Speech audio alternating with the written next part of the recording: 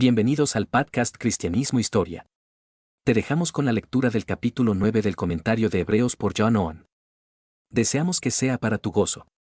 Capítulo 9. Promesas del Mesías reivindicadas.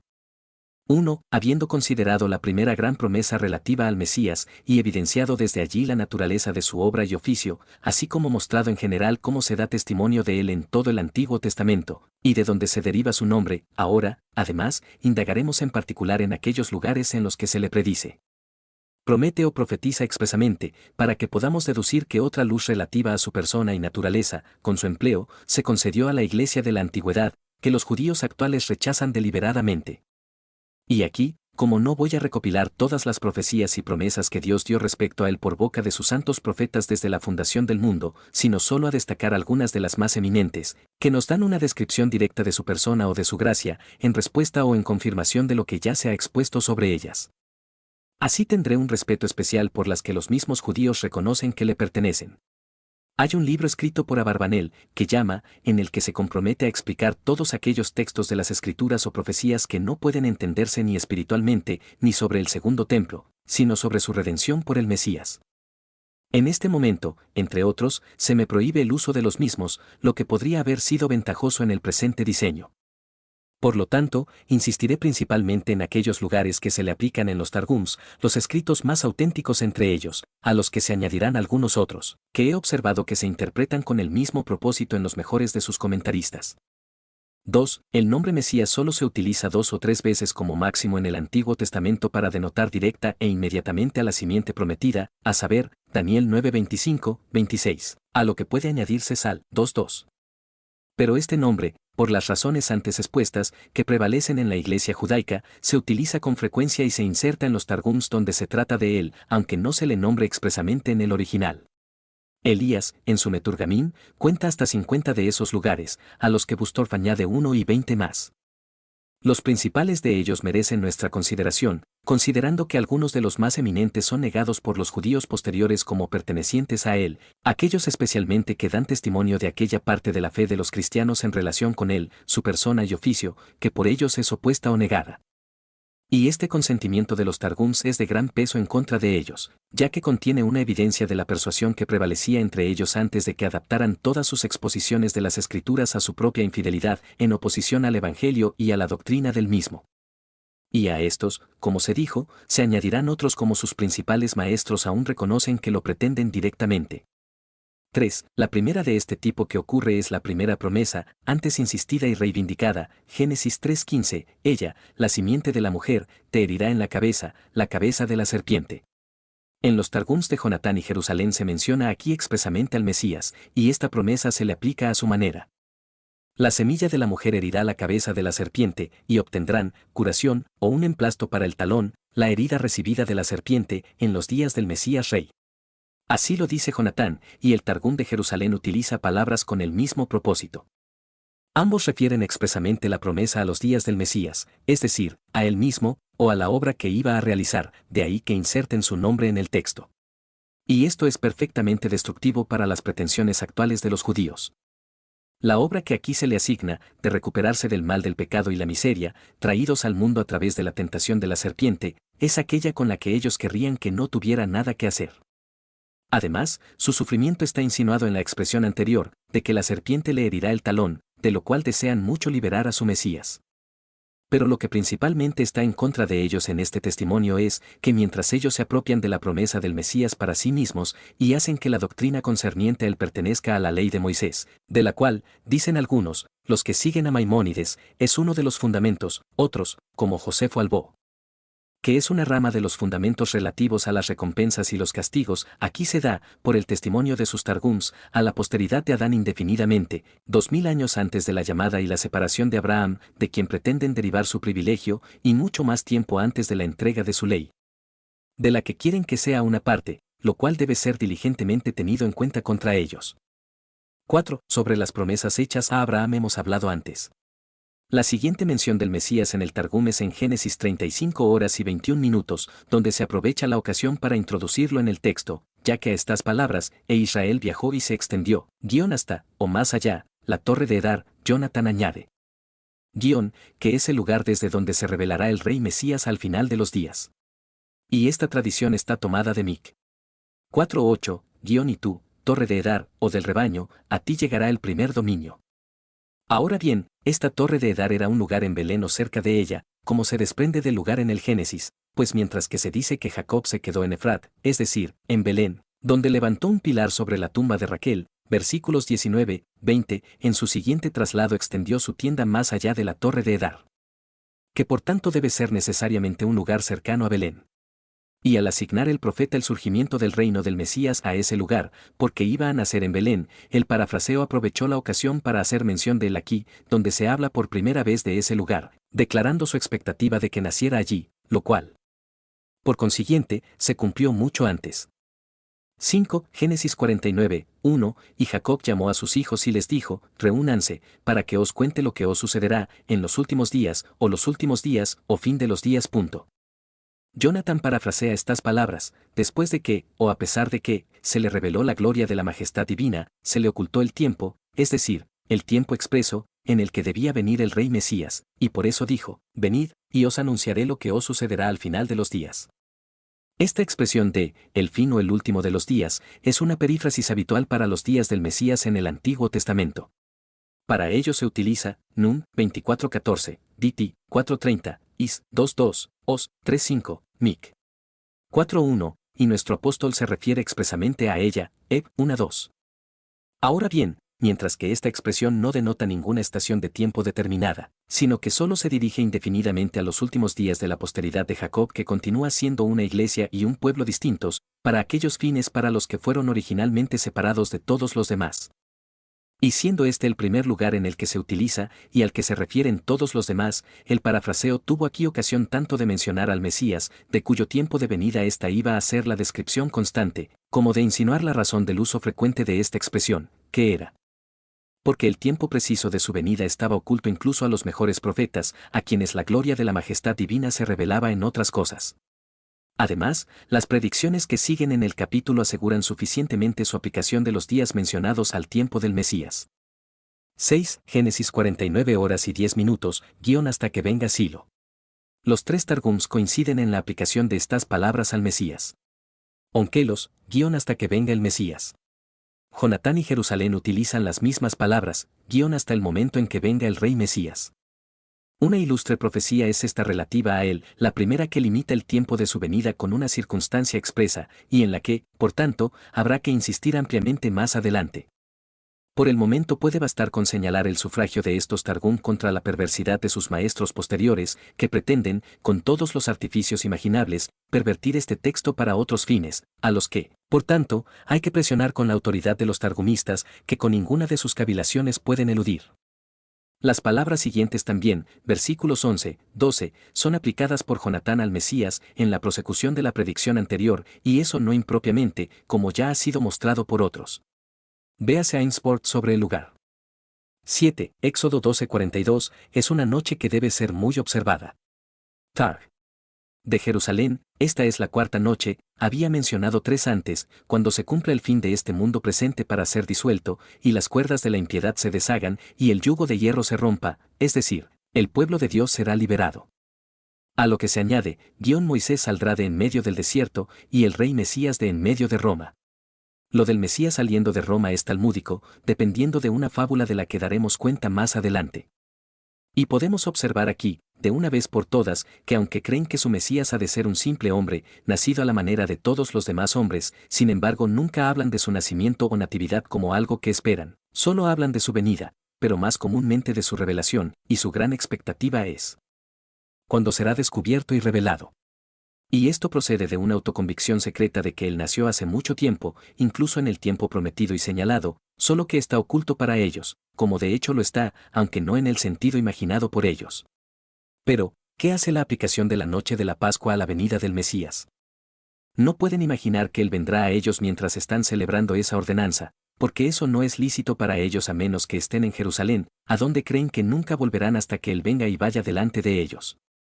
Es, pues, por alguna tradición entre ellos, que su liberación de Egipto era un tipo de la liberación por el Mesías, cuyo sacrificio y sufrimiento estaban representados en el Cordero Pascual, que dio ocasión a esta glosa. 8. Éxodo 40 horas y 10 minutos. Targum de Jonatán, lo santificarás para la corona del reino de la casa de Judá, guión y del rey Mesías, que liberará a Israel al final de los días.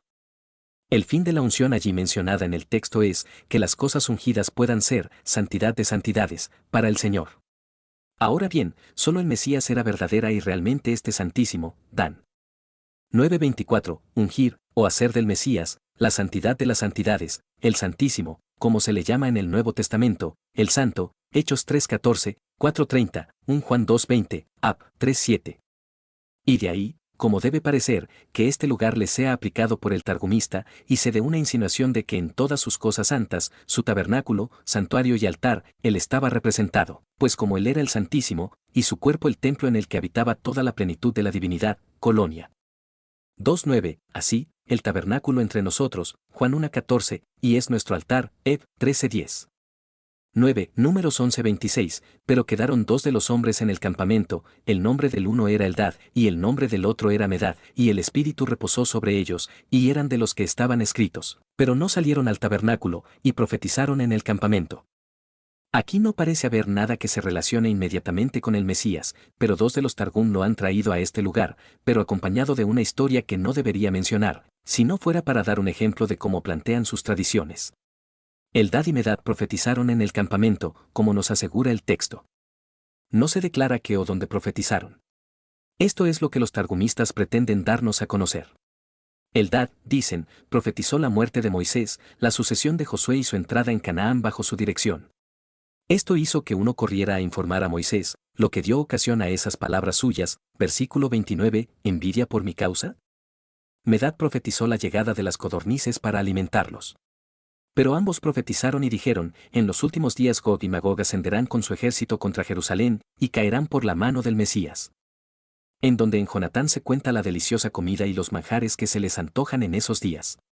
Pero, ¿cuál es la razón por la que hay que pensar que Eldad y Medad profetizan así sobre Gog? En Ezequiel 38 horas y 17 minutos, tenemos estas palabras, así dice el Señor Dios, a Gog eres tú aquel de quien hablé en tiempos antiguos por medio de mis siervos los profetas de Israel, que profetizaron en aquellos días y años que yo te traería contra ellos. Al no encontrar ninguna profecía expresa en la Escritura, como ellos suponen, relativa a Gog, porque ese nombre no se utiliza en ninguna otra parte, no pudieron fijar estas palabras en ningún otro lugar mejor que en Eldad y Medad, respecto a los cuales se dice que profetizaron, pero no se registra nada de lo que fue hablado por ellos. Por lo que creen que pueden asignarles lo que les plazca, aunque no hay la menor razón para suponer que su profetismo consistió en predicciones de cosas por venir. Hablar de las cosas de Dios, y alabarlo de manera extraordinaria, se llama profetizar en la Escritura. Así que estas palabras de los hijos de los profetas, que bajaron del lugar alto con salterios y arpas, un Sam 10:5, y están profetizando, se traduce en el Targum, y están alabando, o cantando alabanzas a Dios, que tanto su compañía como sus instrumentos declaran haber sido su empleo. Pero tales ocasiones como estas son las que aprovechan para levantar sus higos, que con el tiempo se convierten en tradiciones. 10. Números 23-21, 24-7, 17, 20, 24. Todos los Targums están de acuerdo en que el Mesías está previsto en estas profecías de Balaam, especialmente en estas palabras, Cap 24:17, vendrá una estrella de Jacob y un cetro de Israel. Un rey, dicen conjuntamente, surgirá de Jacob y el Mesías será ungido. Y una ilustre profecía es, sin duda, sobre su venida y su dominio, que es la raíz y la descendencia de David, la estrella brillante y matutina. Razi interpreta el lugar de David, que hirió los rincones de Moab, como si fuera en muchas cosas un tipo de Cristo. Aben-Ezra confiesa que muchos interpretan las palabras relativas al Mesías, y Maimónides distribuye la profecía entre David y el Mesías, asignando algunas cosas a uno y otras a otro. Tractat de Regib. También, conceden que es una profecía del Mesías. Y no hay duda del sentido de sus antiguos maestros, a partir de la historia de Bar Cosba, a quien, después de haber aceptado por su Mesías, de este lugar llamaron Bar Cochba, aquí va aplicando esta predicción de, o la estrella, a él. Y Fagius sobre el Targum en este lugar observa, que en el nombre, Cochab, aplicado al Mesías, los cabalistas observan dos cosas, primero, que las dos primeras letras significan el mismo número con las letras de, el nombre de Dios, es decir, 26, y las dos últimas 22, el número de las letras de la ley. La observación es suficientemente talmúdica, pero la intención de la misma, que el Mesías tiene en él el nombre de Dios, y cumplirá toda la ley, es una verdad bendita. Esto lo observaron Fagius y Munster antes que él, a partir de Un manojo de mirra, un comentario cabalístico sobre el Pentateuco, de R. Abraham. Pero todos ellos impugnan la aplicación de esta predicción a nuestro Señor Jesucristo, porque, cuando, dicen, hirió los rincones de Moab, cuando destruyó a todos los hijos de Set, y cómo se cumplieron estas palabras, versículo 18, que ellos interpretan, e Israel reunirá riquezas, o sustancia.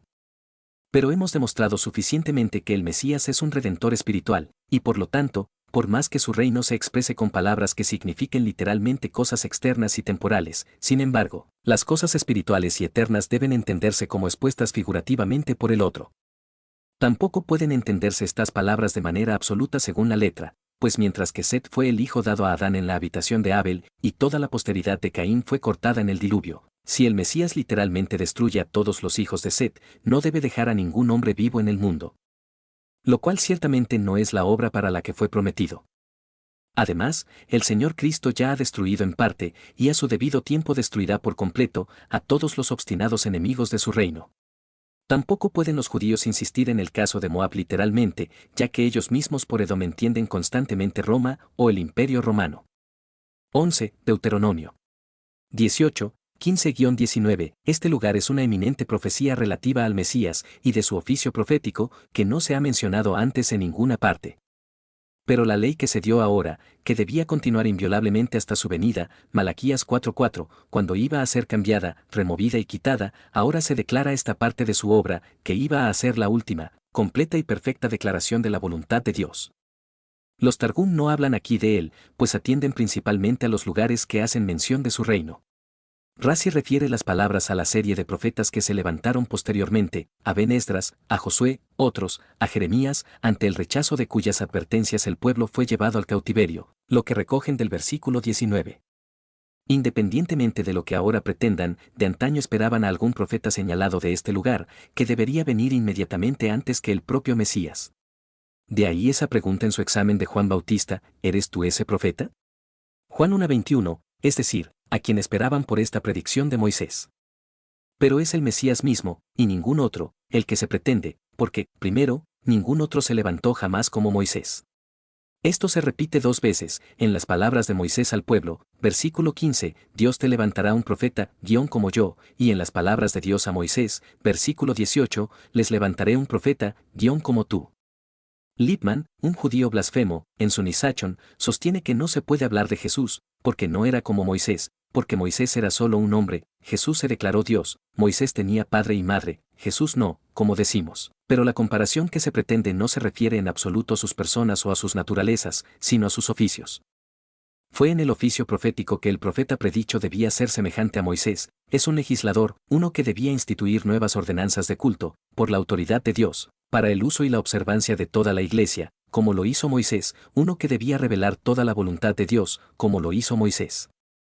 En cuanto a la época en que Dios lo empleó, que este no podía ser Josué, ni ninguno de los profetas que le siguieron, es evidente por ese testimonio del Espíritu Santo, Deuteronomio 34 horas y 10 minutos, no se levantó desde entonces un profeta en Israel como Moisés. Por lo tanto, esto debe referirse a algún profeta singular que estaba por venir entonces, o hay una contradicción expresa en el texto, y este no es otro que el Mesías, del que reconocen que será un profeta superior a Moisés. En segundo lugar, el exterminio amenazado al pueblo por su desobediencia a este profeta aquí prometido, cap. 18-19, nunca les ocurrió hasta que rechazaron al Señor Jesús, el verdadero y único Mesías. Por lo tanto, este lugar se le aplica correctamente en el Nuevo Testamento, Hechos 3:22, 23, 7:37. Y tenemos así un descubrimiento más de la naturaleza del libertador y de la liberación prometida de antaño, y en ello de la fe de la antigua Iglesia. Él debía ser un profeta bendito, para revelar la mente y la voluntad de Dios, lo que también ha hecho hasta el extremo. Y de este lugar es que los mismos judíos, en el Medrash Kohalat, Capi, dicen, el último redentor ha de ser como el anterior. 12. Deuteronomio 25 horas y 19 minutos, borrarás el recuerdo de Amalek de debajo del cielo, no lo olvidarás, Targum de Jonathan, y también en los días del Mesías, el rey, no lo olvidarás. Pero así como esto huele demasiado a esos pensamientos vengativos de los que frecuentemente se descubren llenos, todas estas aprensiones proceden de la antigua tradición de que por el Mesías seremos liberados de las manos de todos nuestros enemigos, lo que ellos, al ser carnales y terrenales. Arrancan para dar apoyo a sus propios deseos e imaginaciones. 13. Deuteronomio 30. 4. Si alguno de los tuyos es expulsado hasta lo más recóndito del cielo, de allí te recogerá el Señor, tu Dios, y de allí te sacará. Jonathan Targum, de allí te recogerá la palabra del Señor, tu Dios, por la mano de Elías, el gran sacerdote, y de allí te traerá por la mano del Mesías, el Rey. El lugar no está mal aplicado a la liberación que un día tendrán por el Mesías, porque ha de ocurrir después de que toda la maldición de la ley caiga sobre ellos por su desobediencia, y después de que se vuelvan de nuevo al Señor por el arrepentimiento, versículos 1, 2. Y como las palabras están duplicadas, suponen que insinúan una doble obra de liberación, una de las cuales han encomendado a Elías, desde Mal, 4:5, que iba a ser, y fue, el precursor del Mesías. Y estos son los lugares de los libros de Moisés en los que reconocen que se menciona al Mesías. En cuanto a la forma en que la iglesia de antaño fue instruida principalmente en su obra y oficio, es decir, en los sacrificios y ceremonias de la ley, no saben nada de ello, ni se insistirá aquí en ello, ya que debe tener un lugar tan grande en la exposición de la epístola misma. 14. 1 Samuel 2:10, dará fuerza a su rey y exaltará el cuerno de su ungido. Targum, y exaltará el reino de su Mesías. En el Midrash Teillim también sobre el Salmo 75, atribuyen este lugar al Mesías y cuentan su cuerno como el 10º cuerno de fuerza concedido a Israel. R. Leví ben Gershom entiende por rey en primer lugar, dará fuerza a su rey, Saúl, y por Mesías, en el cierre de las palabras, a David, que iba a ser ungido por Samuel, el hijo de Ana, de quien son estas palabras. Kinchi aplica las palabras al Mesías, a quien, como él dice, ella se refería por el espíritu de la profecía, o hablaba de él por tradición. Y, en efecto, las palabras parecen referirse directamente a él, pues solo por él juzga el Señor los confines de la tierra, y él era el ungido cuyo poder exaltaba de manera significativa. Y menciono este lugar solo como un ejemplo de la fe de la iglesia de antaño, que, en todas sus misericordias, seguía teniendo en cuenta la gran promesa del Mesías, que era la fuente de todas ellas, y por eso Ana cierra aquí su elogio profético con su reconocimiento de la misma y su fe en ella. 15. 2 Samuel 23:3, el que gobierna en el hombre, justo, gobernante en, o de, el temor de Yahvé. Targum, dijo que me designaría un rey, que es el Mesías, que se levantará y gobernará en el temor del Señor. Y refiere toda esta última profecía de David, o sus últimas palabras que pronunció por inspiración del Espíritu Santo, a los días del Mesías, por lo que les da este prefacio. Estas son las palabras de la profecía de David, que profetizó sobre el fin del mundo, o para el fin del mundo. Y los días de la consolación que habían de venir. Rab. Isaías y Razi interpretan las palabras del propio David, y Kinchi también, pero menciona la aplicación de las mismas al Mesías, que había de venir de David, al que Dios le suscitaría, lo cual aprueba. Los expositores cristianos que siguen a los judíos interpretan estas palabras: la roca de Israel me habló, habló de mí, es decir, por Samuel, que me ungió para ser rey. Algunos, me habló por medio de Natán. Nuestros traductores se atienen a la letra, me habló a mí, y solo eso responde a las palabras del versículo anterior, el Espíritu del Señor, habló en mí o a mí, así se expresan las revelaciones de Dios. Véase Zacarías 4:1, 4, y expresa la comunicación de la mente de Dios al profeta, y no su hablar por él a otros. Y de estas mismas palabras, el Espíritu del Señor habló en mí, aprovechan los judíos para incluir los escritos de David entre los que asignan a esa clase de revelación que llaman, libros escritos por inspiración del Espíritu Santo. Las otras palabras también, su palabra estaba en mi lengua, manifiestan que es al propio David a quien se habla, y no de él, en el tercer verso, y por lo tanto es algún otro del que se profetiza por él, a saber, el Mesías. Y esto también lo manifiestan las palabras con las que se le describe, gobernando en el hombre, es decir, dice Harchi, sobre Israel, que es llamado, hombre, como se dice, y vosotros, el rebaño de mi pasto, sois hombres. Vosotros sois hombres, Ezequiel 34:31. Pero donde la palabra Adán se utiliza con este prefijo, como aquí, no significa en ninguna parte Israel, sino que se utiliza expresamente en una contradicción de ellos, como Jeremías 32:20, que pusiste señales y prodigios en la tierra de Egipto, hasta el día de hoy, y en Israel, y en Adán, es decir. Como lo traducimos, entre otros hombres que no son Israel. De modo que si algún tipo especial de hombres está previsto en esta expresión, no es Israel, sino otros hombres. Y, en efecto, esta palabra se usa comúnmente para denotar a la humanidad en general, como GN. 6:3, 9:6, Éxodo 8:17, 9:10, 13:2, y universalmente, donde quiera que se use, significa toda la humanidad o la naturaleza humana. De modo que es, aquel que es el gobernante sobre toda la humanidad, que es el Mesías solamente, a menos que interpretemos esta expresión por la del Sal. 68 horas y 19 minutos, has subido a lo alto, has llevado cautiva la cautividad, accepisti dona y nomine, y has recibido dones en el hombre, es decir, en la naturaleza humana exaltada, de la que trata el salmista en ese lugar. Pues mientras que el apóstol, Efesios 4:8, traduce estas palabras, dio dones a los hombres, es evidente que expresa el fin y el efecto de lo que se dice en el Salmo, pues el Señor Cristo recibió dones en su propia naturaleza humana, para poder darlos y otorgarlos a otros, como declara Pedro, Hechos 2:33.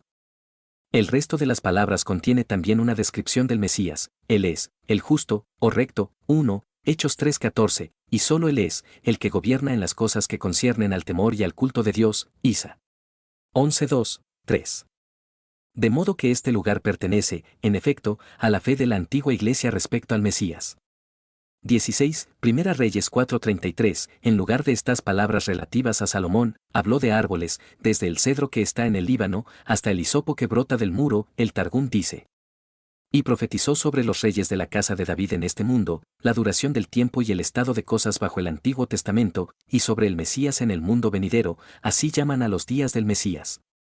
No conozco a nadie que haya considerado qué ocasión pudieron tomar los targumistas de las palabras del texto para mencionar este asunto en este lugar.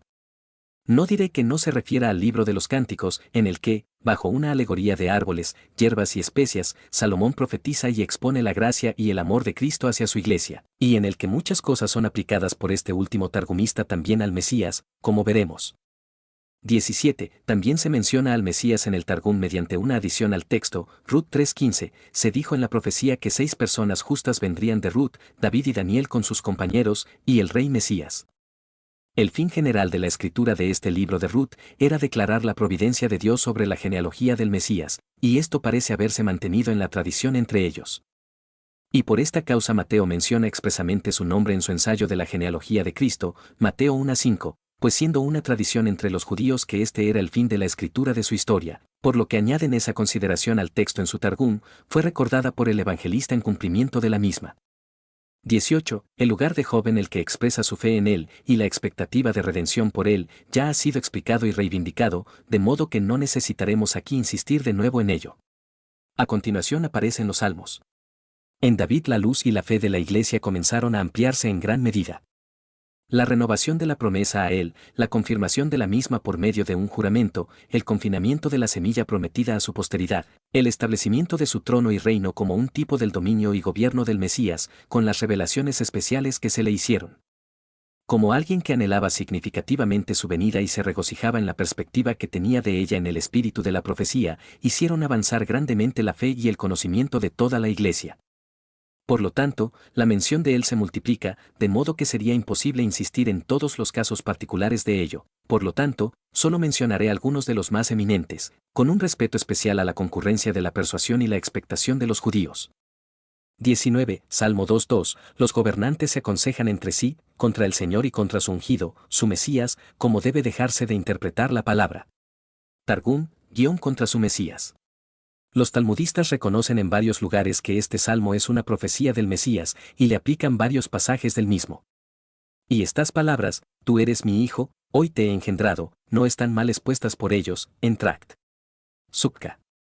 Kv, hoy revelaré a los hombres que eres mi hijo, pues así lo aplica nuestro apóstol tratando con los judíos, Hechos 13:33, Ev.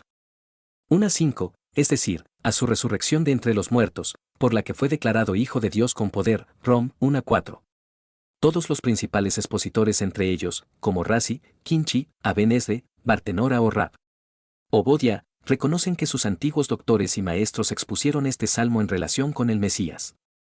Ellos mismos, algunos de ellos, lo aplican a David, y dicen que fue compuesto por algunos de los cantores en relación con él cuando fue ungido rey, lo cual, al oírlo los filisteos, se prepararon para la guerra contra él. 2 Sam 5:17.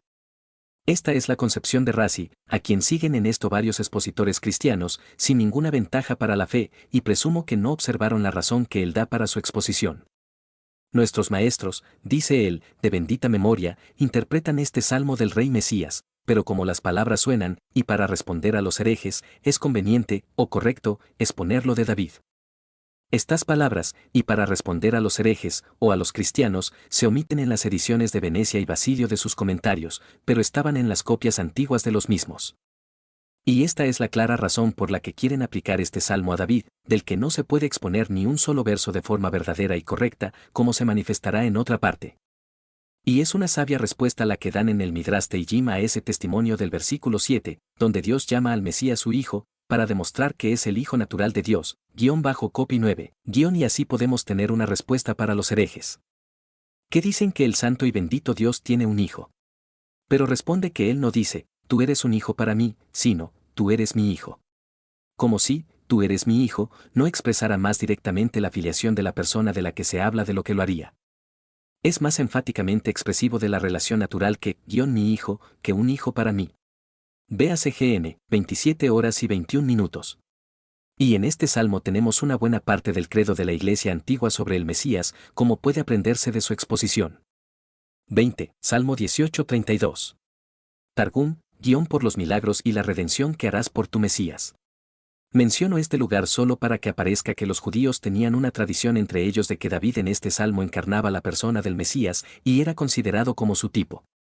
Y de ahí que nuestro apóstol aplique estas palabras, versículo 3, pondré mi confianza en él, al Señor Jesucristo, 2:13. Véase también el Salmo 27. 21, Salmo 21:1, el Rey se alegrará en tu fuerza, oh Señor. Targum, el Rey Mesías se alegrará. Versículo 7, porque el Rey confía en el Señor. Targum, el Rey Mesías. Y en el Midrash Teillim se le aplican también estas palabras del versículo 3, pones una corona de oro puro sobre su cabeza. No se le menciona en el Targum sobre el Salmo 22, ni en el Midrash, pero más adelante demostraremos ampliamente que todo ese salmo le pertenece y que así lo reconocieron algunos de sus antiguos maestros, contra las oposiciones y cavilaciones de sus posteriores seductores. 22, Salmo 45. El Targum ha dado un título especial a este salmo, un salmo de alabanza para los ancianos, asesores, del Sanedrín de Moisés, dando a entender que contiene algo eminente. Y estas palabras, en el versículo 2, eres más hermoso que los hijos de los hombres, se traducen en él, tu belleza, oh Rey Mesías, es más excelente que la de los hijos de los hombres. Y gracia, en las siguientes palabras, se interpreta por, el espíritu de profecía, no está mal. Y estas palabras, versículo 6, tu trono, oh Dios, es por los siglos de los siglos, se mantienen con pocas alteraciones, la sede de tu gloria, oh Dios, permanece por los siglos de los siglos, aplicándolo al Mesías, cuyo ilustre testimonio dado a su deidad será vindicado en nuestra exposición de las palabras. Tal como la cita nuestro apóstol, 1:8. Kinchi expone este salmo del Mesías. Abenes le dice, se habla de David, o en relación con el Mesías su hijo, que también se llama David, como, mi siervo David será su príncipe para siempre, es, 37 horas y 25 minutos. 23. Los salmos 68 y 69 son ilustres profecías del Mesías, aunque los judíos les hacen poco caso, y ello porque tratan de dos cosas que no quieren reconocer en relación con él.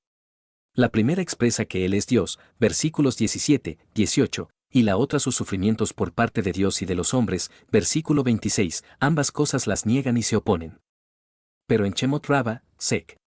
35, dicen del, Sal, 68 horas y 32 minutos, los príncipes que saldrán de Egipto, todas las naciones traerán regalos al rey Mesías, refiriéndose el salmo a sus días y a su obra.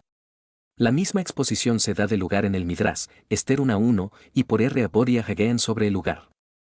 24, Salmo 72, 1, dale al rey tus juicios, oh Dios. Targum, da la sentencia de tu juicio al rey Mesías.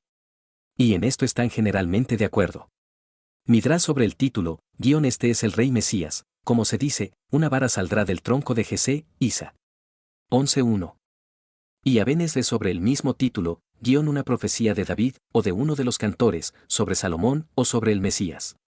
Y Kinchi reconoce que este salmo es expuesto por muchos de ellos en relación con el Mesías. Razi lo aplica a Salomón, como una oración de David por él, de la que da esto como ocasión, rezó esta oración por su hijo Salomón, porque vio por el Espíritu Santo que pediría a Dios un corazón para entender y guardar, o hacer, el juicio.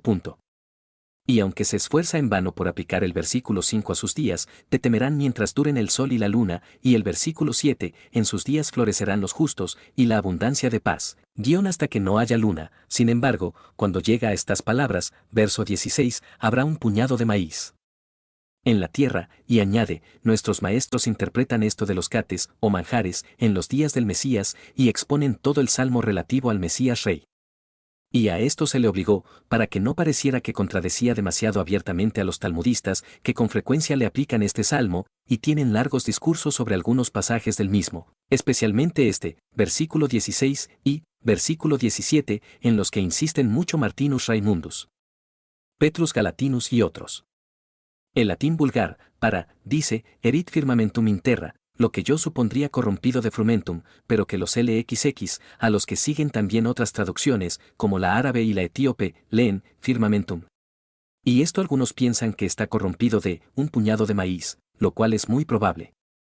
La palabra no se utiliza en ninguna otra parte de la escritura, y bien podría tener algo de extraño como venir de. Así también en el versículo 17, no se usa en ninguna otra parte para soboleceto filiabit, como se traduce aquí, de, un hijo, que solo se usa 3 veces con ese significado, Gen. 21-23, por un filisteo, y Job 18-19, por un árabe, e Isa. 14-22, en relación con un hijo entre los caldeos, lo que argumenta que es una palabra extranjera, que se usa propiamente en una profecía del llamado de los gentiles, como lo es esta. Así que en el mismo tema se dice, los chasmanim vendrán al Mesías, Sal. 68 horas y 32 minutos, que traducimos como príncipes, y puede ser que se refiriera a ellos, pero la palabra parece ser egipcia, pues hebrea no es, aunque después se usó entre los judíos, de ahí que la familia de Matatías se llamara Asmoneos. Pero volviendo, es evidente que en este salmo se comunicó a la iglesia de antaño mucha luz sobre el oficio, la obra, la gracia, la compasión y el gobierno del Mesías, con la llamada y el glorioso acceso de los gentiles a él. 25. También se hace mención de él en el Targum sobre el salmo. 80 horas y 16 minutos, la viña que tu mano derecha ha plantado, y en el sarmiento te has hecho fuerte, así nuestra traducción. Pero todas las traducciones antiguas, como la LXX, el latín vulgar y el siríaco, interpretan no en analogía con la alegoría anterior de la vid, sino a partir de, versículo 18, y lo traducen, super filium hominis, y sobre el Hijo del Hombre, a quien hiciste fuerte para ti. Targum, y para el Rey Mesías, a quien has fortalecido, o fortificado, para ti mismo. Y sabemos que en el Evangelio se llama a sí mismo el Hijo del Hombre, y entre otros nombres que se le atribuyen, los talmudistas dicen que se le llama Hinnon, de, un hijo. Y en el versículo 18 se le llama expresamente, el Hijo del Hombre, a quien hiciste fuerte para ti. Y a esto se refiere a Ben-Esdre con la del verso anterior. Y para esa expresión, que tu mano esté sobre el hombre de tu derecha, observa, siempre que Had, la mano, es decir, la mano de Dios, tiene a Bet siguiendo, es para reproche o castigo a los que respeta, como Exod 9:3, he aquí que la mano de Yahvé está sobre tu ganado, es decir, para su destrucción. Y, si Bet no sigue, es para alabanza, o ayuda, como en el Salmo 119, 173, que tu mano me ayude, o sea para mi ayuda. De modo que las palabras son una oración por el Hijo del Hombre, y como nuestro Señor Cristo era el Hijo del Hombre, así Él era la verdadera vid, de la que el Padre es el labrador y sus discípulos los sarmientos, Juan 15, 1, 5. Y él mismo también fue llamado de Egipto, Mateo 2:15, como la vid de la que se habla en este salmo, de modo que en este salmo profético se alude principalmente a aquel que es afligido en todas las aflicciones de su pueblo. A Ben-Esdre querría que el Hijo del Hombre fuera Israel, pero al no ver bien cómo puede acomodarse a ellos, añade, las palabras pueden referirse al Mesías Ben Ephraim, un ídolo de su propia creación. Pero el Targum reconoce aquí al verdadero Mesías, por cuya causa la iglesia es bendecida, y por quien es entregada. 26. El Salmo 110 es una profecía señalada de él, que describe su persona, su reino, su sacerdocio y la obra de redención realizada por él. Pero mientras que varias cosas de este salmo son interpretadas y aplicadas al Señor Cristo por nuestro apóstol en su epístola a los Hebreos, donde caen directamente bajo nuestra consideración, aquí solo reflexionaré brevemente sobre algunas de sus propias confesiones, aunque sea una declaración señalada de la fe de la Iglesia de antaño. Apenas paralela en ningún otro lugar.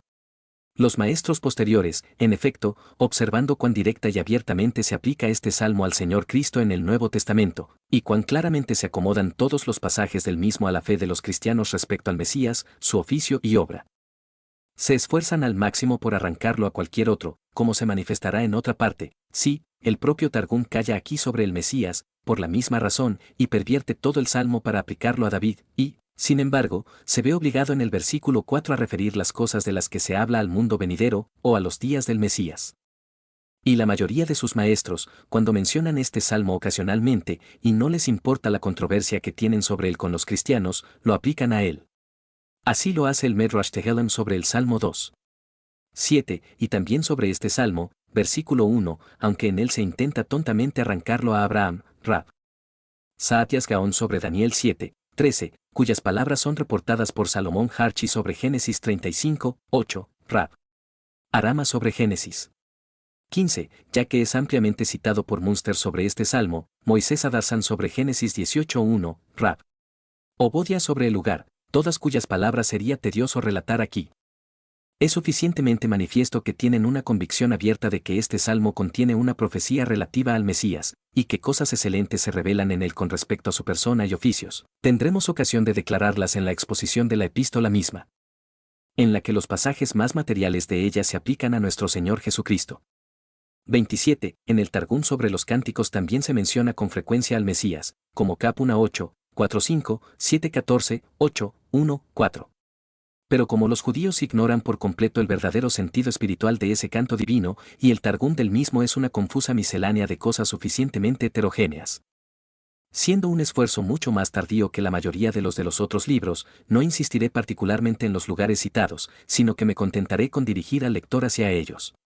Lo mismo puede decirse de Eclesiastés 1:11, 7:25, donde, sin ninguna ocasión del texto, la mención de él es inculcada importunamente por los targumistas. 28. Entramos ahora en los profetas, cuya obra principal era testificar de antemano los sufrimientos de Cristo y la gloria que iba a seguir, 1 Pedro 1:11, y por lo tanto, no pretendo en absoluto recoger en nuestro pasaje todo lo que en ello se predice, promete, declara y enseña acerca de él, un trabajo digno de más paz, tiempo libre y capacidad que el que se me ha encomendado, sino solo informar de algunos de los lugares más eminentes, respecto a los cuales tenemos el sufragio común de los judíos, en su aplicación general al Mesías. Entre estos, el de Isaías 2, 2-4 ocurre en primer lugar, y sucederá en los últimos días, que el monte de la casa de Jehová se establecerá en la cima de los montes, y será exaltado sobre las colinas, y todas las naciones afluirán a él. Y muchos pueblos irán y dirán, venid y subamos al monte del Señor, a la casa del Dios de Jacob, y él nos enseñará sus caminos, y nosotros andaremos por sus sendas, porque de Sión saldrá la ley, y de Jerusalén la palabra del Señor. Y juzgará entre las naciones, y reprenderá a muchos pueblos, y convertirán sus espadas en rejas de arado, etc. La misma profecía es expuesta por Miqueas, con las mismas palabras, capítulo 4, 1, 3, y, según el consentimiento común de los judíos, aquí se habla del Mesías, aunque no se le menciona en el Targum. La fábula talmúdica, también, de la elevación de Jerusalén a 3 leguas de altura, y el emplazamiento del monte Moria en la cima del Sinaí, el Carmelo y el Tabor, que serán reunidos para ese fin, mencionada en el Midrash Teijim y en Baba Batra, Distinct. Amocher, se desprende de estas palabras. Pero también los que pretenden más sobriedad las aplican generalmente al Mesías prometido. Kinchi da como regla que esa expresión, en los últimos días, sigue denotando los tiempos del Mesías, lo cual, supongo, no es susceptible de ninguna excepción.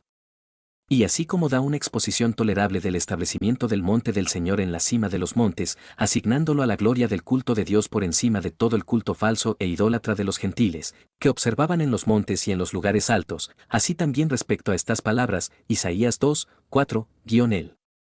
Juzgará entre las naciones, dice, este juez, o el que juzga, es el rey Mesías. Lo mismo dice Aben-Esdras sobre el mismo lugar, y Harchi sobre las mismas palabras en la profecía de Miqueas. Y como esto es cierto, pues mientras que solo se menciona a Jehová en los versículos anteriores, a quien, y no a otro, puede referirse esta expresión, ¿cómo es posible que nieguen que el Mesías sea también el Señor, el Dios de Jacob? Pues innegablemente es el de quien se dice que juzgará entre las naciones, y por su confesión de que es el Mesías quien es el Sofet, el juez aquí aludido, se convencen claramente de su propia boca, y su infidelidad es condenada por ellos mismos. Abarbanel parece haber sido consciente de este enredo, y por lo tanto, así como arranca la profecía, por su propia confesión contraria al sentido de todos los demás expositores, a los tiempos de la construcción del segundo templo, así, porque no podía evitar la convicción de uno que debía juzgar entre las naciones, hace que sea la casa misma, en la que, como dice, se iban a erigir tronos para el juicio. La vanidad de esta figuración la asegura de cualquier otra confutación. Tenemos, pues, evidentemente en estas palabras tres artículos de la fe de la antigua Iglesia respecto al Mesías, como, primero, que en cuanto a su persona, sería Dios y hombre, el Dios de Jacob, que en una presencia corporal juzgaría al pueblo y enviaría la ley entre las naciones, versículo 4. En segundo lugar, que los gentiles debían ser llamados a la fe en él y a la obediencia de su ley, versículo 3. En tercer lugar, que el culto al Señor en los días del Mesías sería mucho más glorioso que en cualquier momento mientras el primer templo estaba en pie, porque así está predicho, versículo 2. Y así lo demuestra nuestro apóstol en su epístola a los Hebreos. Y toda esta profecía es no poco pervertida por quienes la aplican a la derrota de Resín y Peca cuando vinieron contra Jerusalén, y quienes, en sus anotaciones sobre la Escritura, con las que se han ganado una gran reputación en el mundo, rara vez se apartan del sentido de los judíos. A menos que sea cuando tienen razón. 29. Isaías 4:2. En aquel día el renuevo de Yahvé será belleza y gloria. En aquel tiempo el Mesías del Señor será para alegría y honor. Y esta profecía también es, por los más doctos de los rabinos, aplicada al Mesías. Kinchi interpreta, la rama, por la de Ger. 23:5. Levantaré a David una rama justa, y un rey reinará y prosperará. Abenese se inclina por los que quieren que se refiera a Ezequías. Un expositor cristiano refiere las palabras a Esdras y Nehemías al regreso del cautiverio, con qué fundamento no lo declara. Abarbanel habiendo, como es su costumbre siempre, repetido las diversas exposiciones y opiniones de otros, añade al final, otros exponen las palabras del Mesías nuestra justicia, que se revele pronto. Pero también pueden hacer bien en considerar que la persona aquí prometida para ser la belleza y la gloria de la Iglesia, por quien el remanente de Israel, que está escrito en el libro de la vida, será salvado, es el renuevo de Jehová y el fruto de la tierra. Lo cual expresa mejor sus dos naturalezas en una sola persona que el hecho de que sea por un tiempo un renuevo estéril, y que después de fruto en la destrucción de Gog y Magog, que es su glosa de las palabras. Las ilustres profecías sobre el nombre del Mesías, Emmanuel, y su nacimiento de una virgen, capítulo 7, 8, deben ser tratadas aparte después y reivindicadas a partir de las excepciones de los judíos, y por ello se omiten aquí. 30. Isaías 9:6, y su nombre se llamará admirable, consejero, Dios poderoso, Padre eterno, príncipe de la paz. Y su nombre se llama de antiguo. Es lo mismo que, Miqueas 5:1. Es decir, como en las siguientes palabras, desde siempre, desde los días de la eternidad, pues aunque se use frecuentemente para, desde antes de la cara, o de la vista, como se traducen aquí vulgarmente las palabras del targumista, como en la traducción de las Biblias Polyglot, Aphasia admirabilis concili Deus. Lo que es reprochado por Cartwright en su Mellificium por no poner Deus en el caso genitivo así como admirabilis, lo que en verdad sería racional si fuera necesariamente aphasia, sin embargo, también se usa absolutamente con referencia al tiempo, por lo que no hay necesidad de que las palabras siguientes sean reguladas por ello. Así se utiliza dos veces, como en Provincia 8:22, y antes de sus obras que fueron realizadas, es decir, desde la eternidad, y en el versículo 23, y antes del mundo. Y en ese sentido se usa siempre, como Isa. 23:7, Sal 78, 2, Isa. 46 horas y 10 minutos. Y así las palabras darán un sentido mejor que aphasia admirabilis concili Deus, o el que les da sed. Munster, mirificantis concilium Deo fortissimo qui manet in secula, pues no hay necesidad, como hemos visto, de que las palabras sean arrojadas al caso genitivo por. Y aunque el targumista traduce el participio, consejero, por el sustantivo, consejo, sin embargo esto no impide sino que pueda expresar uno de sus nombres, maravilloso, consejo, Dios, o mirificans concilium Deus, o el Dios del maravilloso consejo. Uno, de algunos de los judíos, toma otra forma de pervertir estas palabras. Conciliarius, Deus fortis, imo, dice él, consultator Dei fortis, es decir, qui in omnibus negotiis concilia a Deo posset, per propetas silicet, con lo cual se debilita y perjudica este claro y honroso testimonio dado a la deidad de nuestro Señor Jesucristo. De nuevo, el targumista traduce, ser llamado, por, en sentido pasivo, lo que obvia la principal excepción de los judíos modernos, que lo interpretan activamente, para referirse a Dios, el maravilloso consejero, que lo llamará príncipe de la paz. Pero como esto es contrario al Targum, también lo es el uso de la palabra en casos similares, pues esta declaración del nombre del niño prometido responde a la proclamación hecha del nombre de Dios, Éxodo 34, 6, donde está bien traducido por el nuestro, y proclamó, y fue proclamado, el nombre que siguió sonó en sus oídos, donde el latín vulgar, traduciendo la palabra activamente y aplicándola a Moisés. Tit Moisés cum meo invocans nomen Domini, quo transeunte coram meo ait, damenate Domine Deus, Moisés se paró con él. Invocando el nombre del Señor, que al pasar, dijo, oh poderoso gobernante, Señor Dios, tanto corrompe el sentido propio de las palabras como nos da lo que es directamente falso, pues no fue Moisés, sino el propio Dios, quien pronunció y proclamó ese nombre, como se dice expresamente que haría, capítulo 33 horas y 19 minutos. Y como el propio Moisés alegó después que había hecho, números 14, 17, 18. Pero esto por cierto, para obviar el sofisma judaico mencionado, que haría que todos los nombres del texto, a menos que sea el príncipe de la paz, precedan al verbo, y que se entienda activamente. 31. Sigue en el Targum. Las palabras se traducen de forma variada. Algunos se refieren a que va delante, así las expresan por Deus Fortis, o Fortissimus, el Dios poderoso. Otros, como la traducción de la Biblia Regia y Londini, se refieren a las palabras que siguen, y lo traducen por vir, el hombre, vir permanens in aeternum, el hombre que permanece para siempre. Pero no parece que este sentido se mantenga, porque aunque signifique un hombre, lo mismo que el hebreo, sin embargo no se usa así, sino solo para fortis o fortissimus. La palabra utilizada en el original se aplica a Dios y a los hombres, pero aquí parece estar unida a, y significar, como por nosotros traducido, el Dios poderoso, que el targumista se esforzó también en expresar, y así por, permanens in secula, que permanece para siempre, traduce. El Padre de la eternidad, de forma bastante significativa.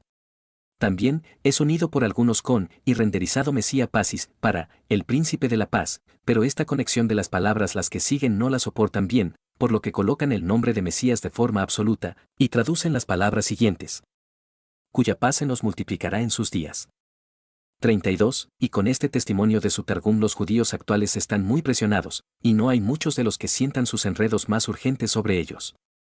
Y movería al mismo tiempo a la compasión por su ceguera y a la indignación contra su obstinación, que cualquiera considerara seriamente cómo retorcían las palabras de arriba a abajo para hacer una aplicación tolerable de ellas a Ezequías, en quien querían fijar esta profecía, y, en la ocasión que nos da el Targum, daré una pequeña visión de sus sentimientos en este lugar del profeta. Que antiguamente lo consideraban una profecía del Mesías, no solo lo reconoce el Targum, como hemos visto, sino también el Talmud. Además, también manifiestan la misma convicción en sus tradiciones fútiles. En el Tractat Saned Distinct Chelek, tienen una tradición de que Dios pensó en hacer a Ezequías como el Mesías y a Sennacherib como Gog y Magog, pero, la propiedad del juicio, se interpuso y preguntó por qué no se hizo más bien a David el Mesías, que había hecho tantos cantos a la alabanza de Dios. Y el rabino Hillel, como veremos más adelante, sostuvo que Israel ya no debía buscar un Mesías, ya que lo había disfrutado en Ezequías. Ahora bien, estas vanas tradiciones surgieron meramente de las concesiones de sus antiguos maestros, concediendo que se hablara aquí del Mesías y de la astucia de los posteriores, arrancando las palabras a Ezequías, lo que lo sumió en la confusión, que no sabían qué decir ni creer. Pero veamos cómo se absuelven al final en este asunto. 33. Aquí se prometen 4 cosas con respecto a este niño o hijo que sería dado a la iglesia. 1. Que el gobierno estaría sobre su hombro. 2. Que su nombre sería llamado admirable, consejero, Dios poderoso, Padre eterno, príncipe de la paz. 3. Que el aumento de su gobierno no tendría fin. 4. Que se sentaría en el trono de David, para ordenarlo para siempre. Y podemos ver lo bien que acomodan estas cosas a Ezequías, siendo sus esfuerzos evidentemente contrarios a la fe de la antigua iglesia, a las tradiciones de sus padres y, puede dudarse, a su propia luz y convicción. Primero, el gobierno estará sobre su hombro, dice Sol Harchi, porque el gobierno y el yugo de Dios estarán sobre él en el estudio de la ley. Esto no le agrada a Kinchi, ya que es ciertamente ridículo, y por lo tanto observa que no se menciona el hombro sino con referencia a la carga y el peso, por lo que da esta interpretación de las palabras. Como acá servía al rey de Asiria y su carga estaba sobre su hombro, dice de este niño que no será un siervo con su hombro, sino que el gobierno estará sobre él. Y esto, al parecer, es todo lo que se promete aquí, y esta es toda la preocupación de la iglesia en esta promesa: Ezequías no servirá al rey de Asiria. Tampoco es cierto que acá sirviera al rey de Asiria bajo tributo, y puede parecer más bien que Ezequías lo hizo por una temporada, ya que se dice expresamente que se rebeló contra él, y no le sirvió. 2 Reyes 18:7, sí, claramente lo hizo, y le pagó, a modo de tributo, 300 talentos de plata y 30 talentos de oro, versículo 14. Así es. Abenezde pasa por encima de esta expresión sin reparar en ella. 34. En segundo lugar, en cuanto al nombre que se le atribuye, están de acuerdo en su mayor parte, y a menos que esa evasión en la que se han fijado los alivie, guardan un silencio absoluto. Ahora bien, esto es, como se declaró antes, que las palabras deben leerse: el maravilloso, el consejero, el Dios poderoso, el Padre eterno, llamará su nombre Príncipe de la Paz. De modo que el Príncipe de la Paz solo es el nombre del niño prometido, todos los demás son nombres de Dios. Pero, 1. Si las palabras pueden ser transpuestas y barajadas de tal manera para producir este sentido, no quedará nada seguro en la escritura, ni pueden dar un solo ejemplo de tal disposición de las palabras como lo imaginan en este lugar. 2. La propia lectura de las palabras rechaza esta glosa, llamará su nombre maravilloso. 3. Es el nombre del niño, y no el de Dios que lo da, el que se expresa para consuelo de la Iglesia. 4. ¿Qué razón tolerable puede darse para tal acumulación de nombres a Dios en este lugar? 5. No hay nada en absoluto, ni ningún acento distintivo, para separar entre el Príncipe de la Paz y las expresiones anteriores, sino que la misma persona es designada por todas ellas, de modo que no era Ezequías, sino el propio Dios poderoso, que en la persona del Hijo iba a encarnarse, de lo que se habla aquí. 35. Además, ¿por qué razón Ezequías debería ser llamado tan eminentemente el Príncipe de la Paz? Príncipe nunca se usa en la escritura con referencia a cualquier cosa, sino que el que es llamado así tiene el poder principal y la autoridad sobre aquello de lo que es el príncipe, jefe o capitán. Como es el general o comandante en jefe del ejército, bajo cuyo mando y a cuya disposición está. Por los griegos se traduce y, como el apóstol llama a nuestro Señor Jesucristo, Hechos 3:15, el príncipe de la vida, y, 2:10, el príncipe, o capitán, de la salvación. La palabra no se aplica ni una sola vez en el Antiguo Testamento a nadie más que a aquel que tenía poder y autoridad sobre aquello de lo que era el príncipe, para dar, conceder o disponer de ello como creyera conveniente. ¿Y en qué sentido, entonces, se puede llamar a Ezequías el príncipe de la paz? ¿Tenía en su mano el poder de la paz de cualquier tipo? ¿Era el señor de ella? ¿Estaba a su disposición? La mayor parte de su reinado la pasó en guerra, primero con sus vecinos los filisteos, 2 Reyes 18:8, y después con el rey de Asiria, que tomó todas las ciudades de Judá, una o dos solamente exceptuadas, versículo 13. ¿Y en qué sentido será llamado el príncipe de la paz? Los rabinos, según su acostumbrada manera de sacar cualquier cosa de una palabra, sea o no para su propósito, responden que fue por ese dicho, Isa 39:8, porque habrá paz y verdad en mis días. Pero siendo esto dicho con respecto a la última parte de su reinado, y eso solo con referencia al cautiverio de Babilonia, que iba a sobrevenir después, es un fundamento lamentable para darle este ilustre nombre, el capitán, príncipe o señor de la paz. Lo cual indica a alguien que tenía toda la paz, y eso en el lenguaje de las Escrituras es todo lo que es bueno o próspero, tanto temporal como espiritual, en referencia a Dios y al hombre, en su poder y disposición. Y, sin embargo, esto es lo máximo que cualquiera de ellos pretende para dar crédito a este apelativo. 36. Abarbanel, que amontona las interpretaciones, conjeturas y tradiciones de la mayoría de los que le precedieron, parece estar de acuerdo con Quinchi en lo de que el gobierno estaba sobre su hombro, porque su padre Acaz envió un regalo al rey de Asiria, pero no lo hizo. Mientras que se dice expresamente que le pagó un tributo de 300 talentos de plata y 30 talentos de oro, para cuya recaudación vació sus propios tesoros y los de la casa de Dios, sí, y cortó el oro de las puertas y pilares del templo, 2 Reyes 18, 14-16, sin embargo, menciona esa otra fantasía de Razi sobre el estudio de la ley. Y así lo deja. Pero en esto del nombre que se le atribuye tomaría otro rumbo, porque encontrara a Ezequías, en su Talmud. Tract. Saned. Perek Chelek, llamado por sus maestros, el que tenía 8 nombres, como también se dice infantilmente que tenía Sennacherib, en primer lugar atribuiría todos estos nombres a Ezequías, dando además tales razones de ellos que no me atrevo a importunar la paciencia del lector como para transcribirlas, y él mismo. Después de haber atribuido esta opinión a Jonatán el Targumista y a Razi, abraza la otra de Quinchi, antes confutada, y sin embargo no sabe atenerse a ella tampoco. 37. En tercer lugar, como puede decirse de Ezequías que el aumento de su gobierno no tendría fin, ya que solo vivió 50 años, y reinó solo 29, y su propio hijo Manasés, que le sucedió, ¿fue llevado cautivo a Babilonia? Pero en cuanto a esta pregunta, y la que sigue, sobre su sentarse en el trono de David para siempre, después de que se hayan confundido con el gran misterio del Mem Clausumen, quieren hacernos suponer que estas palabras se referían solo a la vida de Ezequías. Aunque no es posible que se utilice ninguna otra palabra que exprese más significativamente la perpetuidad del aumento de su gobierno, sin fin, será interminable, y gobernará, desde ahora, o ahora, y hasta siempre, para siempre.